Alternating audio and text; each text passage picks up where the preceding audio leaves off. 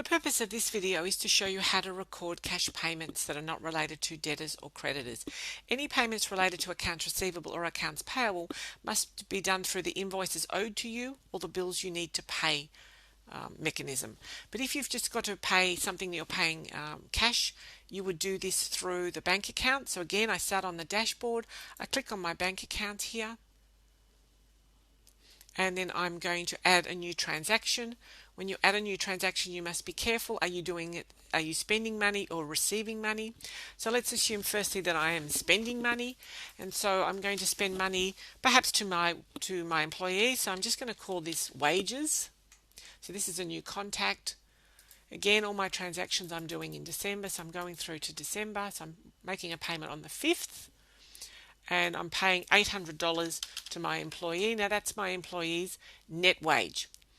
So I'm going to actually record here that it's wages, and I'm only making one payment, and actually I'm putting in $1,000. So that's how much the employee's gross wage is, what he earns for the whole period. And so I'm going down and I'm selecting wages and salaries as the account. Now there is no tax on this, so there's no tax, so it's BAS excluded, and this is $1,000.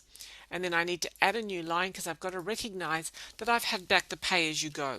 So I'm going to have to record that as a negative amount because I held on to the pay as you go as a liability in my account, and I will pay that to the tax office in the subsequent period. So I'm holding back $200, so that's a negative $200 to make sure this transaction works. And I need to go down to my liability accounts, and I need to record this in my pay-as-you-go withholdings payable.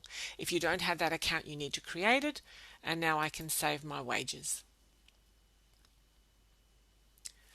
If I have another account that I need to pay, let's say I've just got paying cash. Again, let me go forward to December. I'll do this on the 14th of December. Let's say I'm paying $100, and what I'm doing is paying for stationery. So I'm buying one lot of stationery for $100. This amount, make sure it's tax inclusive, and this is going to go to my expense account, and I'm going to put that in printing and stationery. This has GST on it, and I save the amount.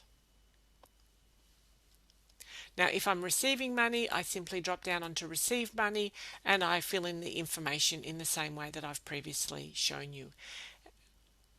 Again, when you're using this account, Xero have the option to bring in bank accounts and record transactions, but we're not expecting you to do that as part of your assignment.